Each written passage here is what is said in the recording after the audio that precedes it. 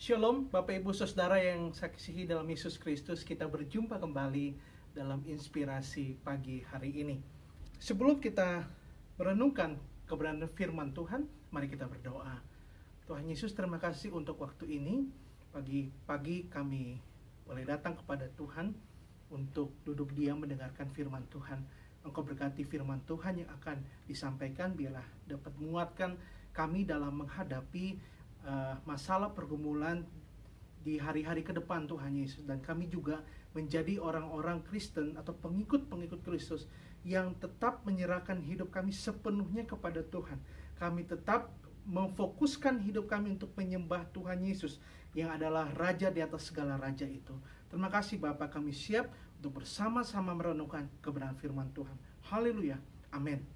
Mari kita sama-sama membuka firman Tuhan di dalam Matius pasal yang kedua, ayat yang pertama sampai ayat yang ke-12. Saya akan membacakannya. Tema perikopnya adalah orang-orang Majus dari timur. Sesudah Yesus dilahirkan di Betlehem di tanah Yudea, pada zaman Raja Herodes, datanglah orang-orang Majus dari timur ke Yerusalem dan bertanya-tanya di manakah dia, raja orang Yahudi yang baru dilahirkan itu. Kami telah melihat bintangnya di timur dan kami datang untuk menyembah dia. Ketika Raja Herodes mendengar hal itu, terkejutlah ia beserta seluruh Yerusalem. Maka dikumpulkannya semua imam kepala dan ahli Taurat bangsa Yahudi. Lalu dimintanya keterangan dari mereka di mana Mesias akan dilahirkan. Maka berkata kepadanya, di Betlehem tanah Yudea, karena demikianlah ada tertulis dalam kitab Nabi, dan engkau Betlehem tanah Yehuda, engkau sekali-kali bukanlah yang terkecil di antara mereka yang memerintah Yehuda, karena daripadamu lah akan bangkit seorang pemimpin yang akan mengembalakan umatku Israel. Ayat yang ke-7, lalu dengan diam-diam Herodes memanggil orang-orang Majus itu dan dengan teliti bertanya kepada mereka, bila mana bintang itu nampak. Kemudian ia menyuruh mereka ke Betlehem, katanya, pergi dan selidikilah dengan seksama hal-hal mengenai anak itu, dan segera sesudah kamu menemukan dia, kabarkanlah kepadaku, supaya aku pun datang menyembah dia. Setelah mendengar kata-kata raja itu, berangkatlah mereka dan lihatlah bintang yang mereka lihat di timur itu mendahului mereka hingga tiba dan berhenti di atas tempat di mana anak itu berada. Ketika mereka melihat bintang itu, sangat bersukacitalah mereka. Maka masuklah mereka ke dalam rumah itu dan melihat anak itu bersama Maria, ibunya, lalu sujud menyembah dia. Mereka pun membuka tempat harta bendanya dan mempersembahkan persembahan kepadanya, yaitu emas, kemenyan, dan mur. Dan karena diperingatkan dalam mimpi supaya jangan kembali kepada Herodes, maka pulanglah mereka ke negerinya melalui jalan lain. Bapak Ibu Saudara, sebelum kita membahas lebih dalam mengenai firman Tuhan ini, ada satu pujian yang sangat-sangat memberkati saya. Saya mengambil refnya. Dikatakan, ku berikan hatiku dan jiwaku, semuanya bagimu. Saudara, kalau kita perhatikan lirik sebagian dari ref ini, maka kita akan menemukan bahwa ini sebagai tanda komitmen kita untuk memberikan hati dan jiwa kita. Berarti seluruh aspek yang ada di dalam diri kita, kita berikan seluruhnya, tidak setengah-setengah. Seluruhnya, utuh. Kepada siapa? Kepada Tuhan Yesus yang menciptakan kita. Ketika kita berkata, Tuhan, aku memberikan hidup dan hatiku, jiwaku, aku mau memberikan seluruhnya, seutuhnya. Karena Tuhan Yesus mau kita memberikan segalanya, tidak setengah-setengah. Tapi Tuhan Yesus mau seluruh hati dan jiwa kita berikan hanya untuk Yesus. Tubuh kita berikan untuk Tuhan Yesus. Karena apa? Tuhan Yesus sudah memberikan segalanya, seutuhnya juga kepada kita.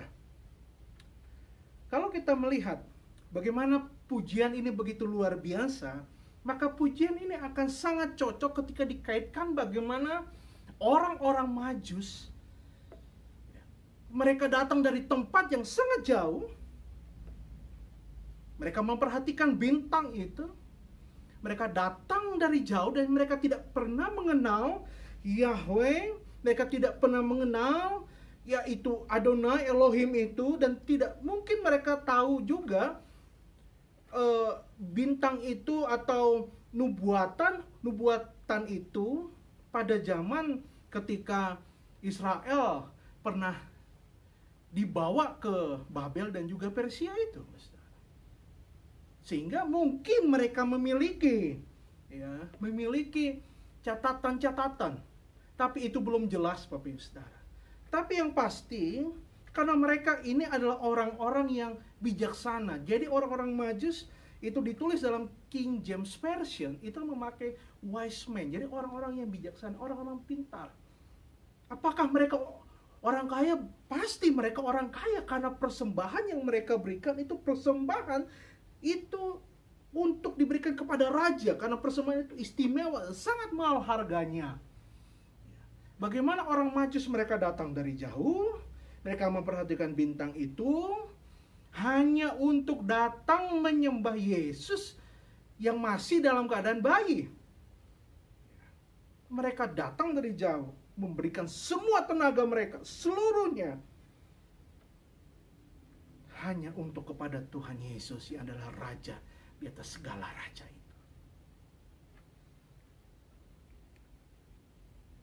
Tema firman Tuhan yang saya berikan untuk inspirasi pagi hari ini adalah menyembah Tuhan Yesus 100%. Menyembah Tuhan Yesus 100%. Kita akan melihat dari cerita ini, 12 ayat ini, kita akan melihat 3 sikap yang diberikan kepada Yesus yang perlu kita perhatikan baik-baik, sehingga kita dapat menentukan mana sikap yang seharusnya kita nyatakan atau kita berikan kepada Raja itu, kepada Yesus itu. Saya bukan berkhotbah mengenai Natal, tidak, saudara, tapi saya ingin menyatakan satu hal yang luar biasa memberkati saya, dan itu dapat menguatkan saya dan membimbing saya bagaimana saya hidup, bagaimana saya memperlakukan Tuhan Yesus dalam hidup ini, bagaimana saya menyatakan kasih saya kepada Yesus yang adalah Raja di atas segala raja itu. Ada 3 sikap yang perlu kita perhatikan baik-baik, saudara. Sikap yang pertama, apakah sikap kita seperti Raja Herodes? Kalau Bapak Ibu Saudara perhatikan, ketika orang Majus itu datang dan mereka bertanya, Herodes mendengarnya dan dia sangat kaget, dan Yerusalem pun gempar. Saudara, kalau dilihat lebih dalam sejarah mengenai Raja Herodes Agung ini, adalah raja yang sangat jahat. Dia membunuh anak-anaknya supaya tidak ada yang dapat menggantikan dia, karena dia mau dia yang memerintah. Tidak ada boleh yang menggantikan dia. Oleh sebab itu dia sangat-sangat jahat, dia membunuh anak-anaknya supaya tidak ada yang dapat menggantikan dia. Jadi dia tidak mau ada raja lain, tidak ada orang lain yang dapat menggantikan dia, yang dia adalah Raja Israel pada saat itu.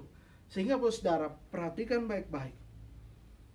Ketika ayat yang ketiga, ketika Raja Herodes mendengar hal itu, terkejutlah ia beserta seluruh Yerusalem.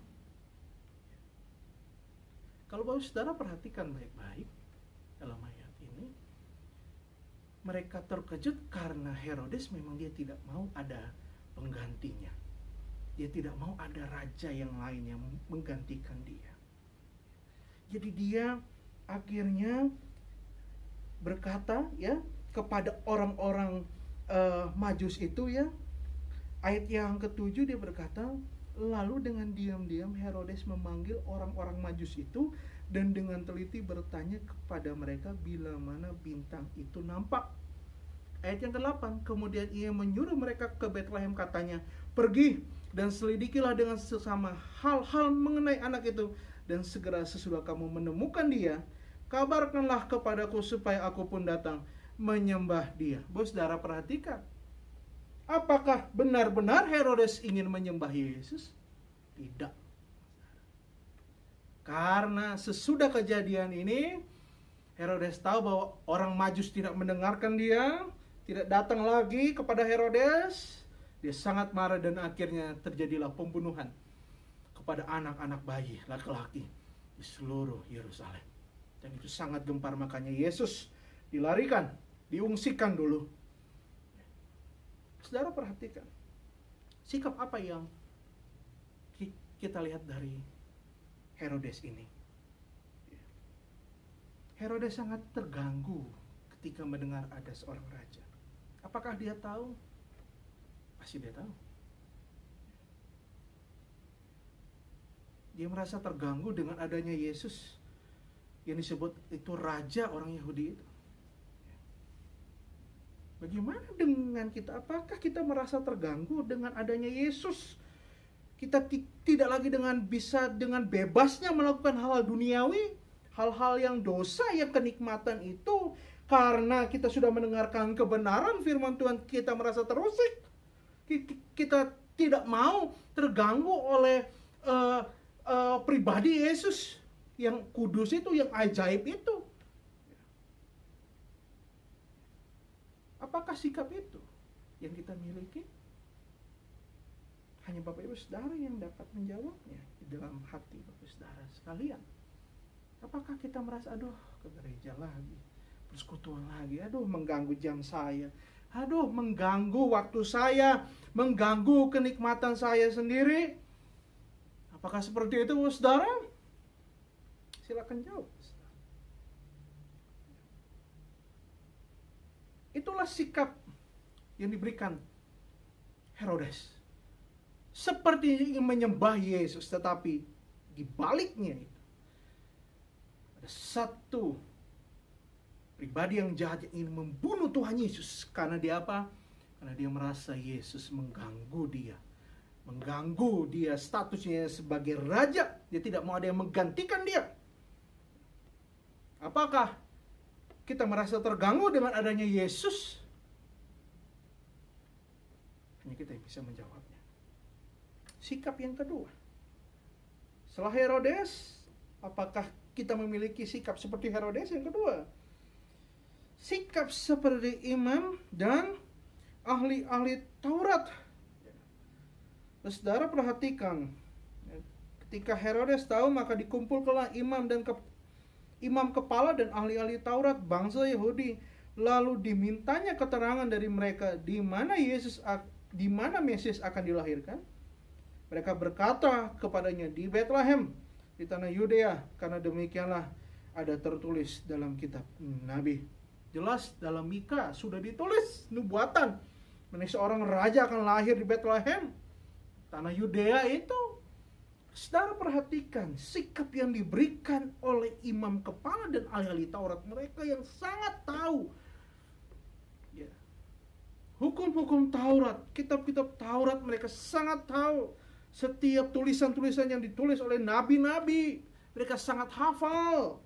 Mereka sangat tahu bahwa ada seorang raja yang akan lahir. Mungkin mereka menginginkan bahwa rajanya seperti Raja Daud, yang penuh dengan pengagungan, dapat membebaskan mereka dari bangsa Romawi.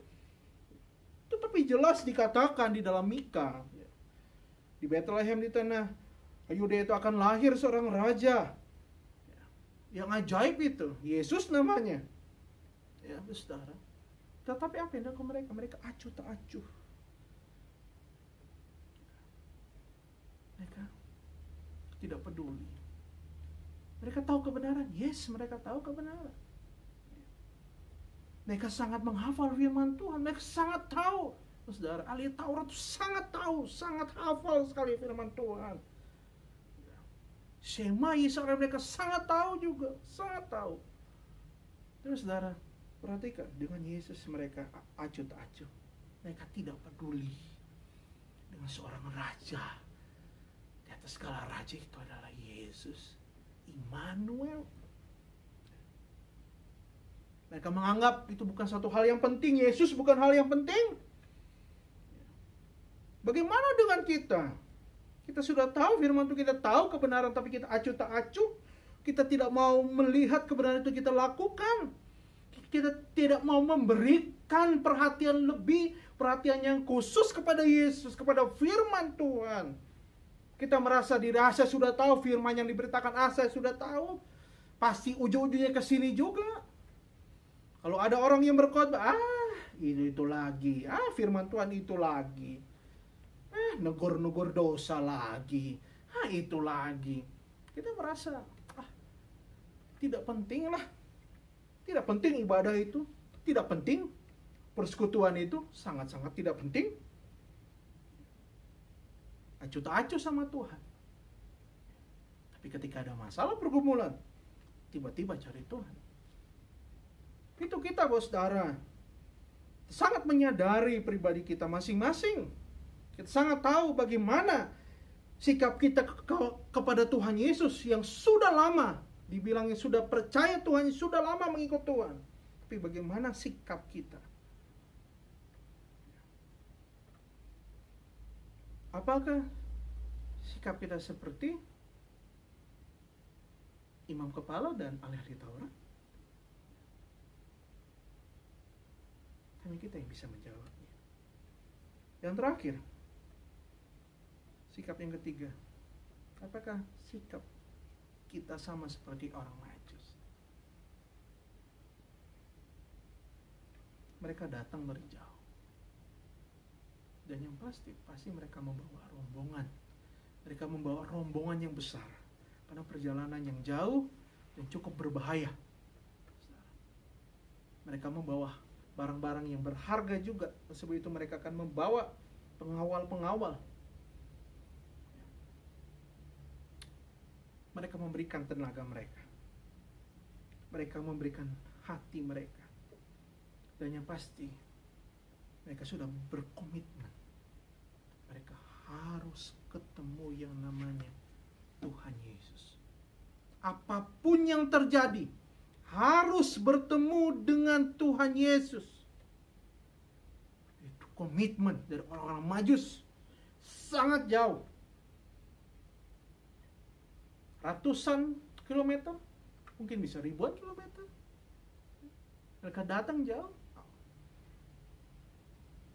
Alat kendaraan mereka apa? Tidak mungkin mobil dan motor, karena memang tidak ada pada saat itu. Apakah unta? Apakah kuda? Berbulan-bulan mereka harus berjalan hanya untuk bertemu dengan Tuhan Yesus yang lahir di tempat yang seadanya. Mereka datang, mereka bertemu dengan Yesus. Apa yang mereka lakukan? Mereka orang kaya. Mungkin mereka orang yang ternama di kota mereka. Mereka sujud menyembah Yesus. Perhatikan baik-baik, saudara. Sikap yang diberikan oleh orang Majus adalah mereka menyembah Yesus dengan 100%. Mereka berikan segalanya untuk Tuhan Yesus. Semuanya untuk Tuhan Yesus. Segala kedudukan mereka, harta benda mereka, ketika bertemu Yesus, sujud mereka tunduk sama Tuhan Yesus.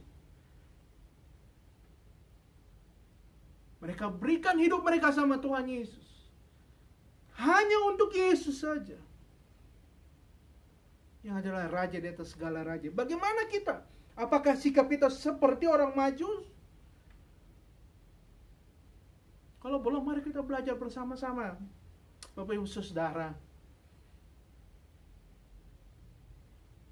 memasuki 2021, hari yang ke-7 ini. Ada 11 bulan ke depan yang harus kita lewati dengan segala pergumulan masalah yang ada. Tuhan Yesus tolong, Tuhan Yesus pasti tolong kita. Tuhan Yesus sertai, Dia pasti sertai kita. Tinggal waktunya saja yang harus kita mengerti dengan benar. Kita harus set pikiran kita sama seperti pikiran Tuhan. Pertanyaan yang penting, bagaimana sikap kita kepada Tuhan Yesus? Apakah sampai detik ini, sudah tahun 2021, kita memberikan setengah-setengah sama Tuhan Yesus? Mari kita berikan seluruhnya untuk Tuhan Yesus. Mari kita belajar bersama-sama memperlakukan Yesus sebagai Yesus yang istimewa, yang adalah Raja, yang adalah Tuhanku, penyelamatku, penolongku, penyembuhku, yang mengerti kesusahanku, yang mengerti air mataku, hanya Yesus. Hanya Yesus yang selalu ada mendengar setiap seruan doaku. Manusia bisa mengecewakan, orang tua bisa mengecewakan, sahabat, kakak, adik bisa mengecewakan, tapi Yesus tidak akan pernah mengecewakan kita, Bapak Saudara. Dia selalu memberikan yang terbaik. Oleh sebab itu kita perlu hati dan pikiran kita set kepada Yesus sehingga kita mengerti rencananya. Jangan terlalu sibuk. Luangkan waktu untuk Dia lebih banyak berbicara kepada kita.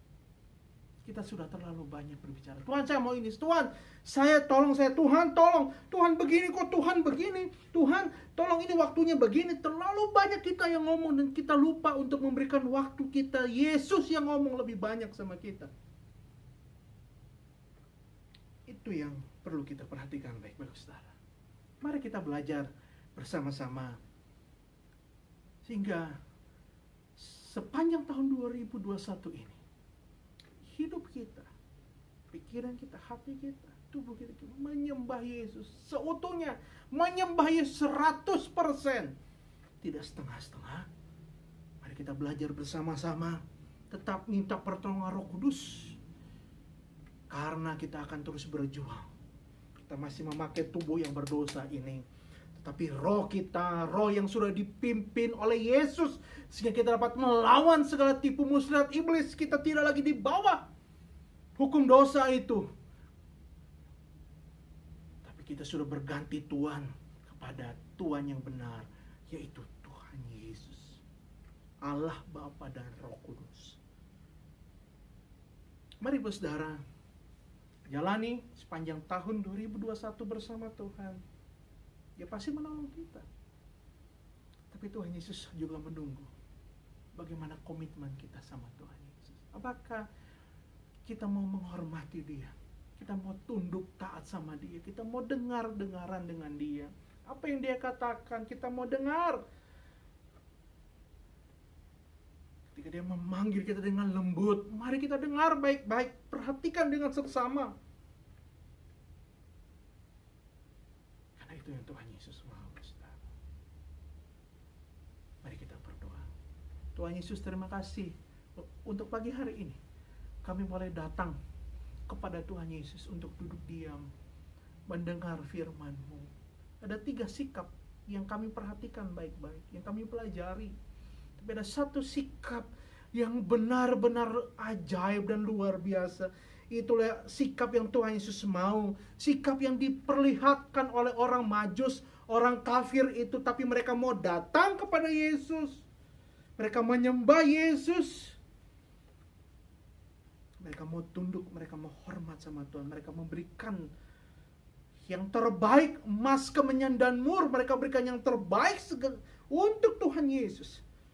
Karena bagi mereka Tuhan sangat berarti. Seperti Tuhan Yesus, tolong kami, Roh Kudus, kuatkan hati kami dan pikiran kami, sehingga kami mengerti rencana Tuhan dalam hidup kami. Dan sikap hidup kami betul-betul sama seperti orang-orang Majus itu, yang memberikan semuanya, hidup kami, tenaga kami, waktu kami untuk melayani Tuhan, untuk mempermuliakan nama Tuhan. Sertai kami Tuhan Yesus. Kami tidak mampu tanpa Tuhan Yesus. Sepanjang tahun 2021, kami akan tetap memegang tangan Tuhan Yesus. Dan Tuhan sudah pasti akan memegang kami. Terima kasih Bapa untuk pagi hari ini. Sertai hidup kami sepanjang hari ini ke dalam tangan Tuhan. Kami serahkan semuanya. Haleluya. Yang percaya katakan amin. Tuhan Yesus memberkati.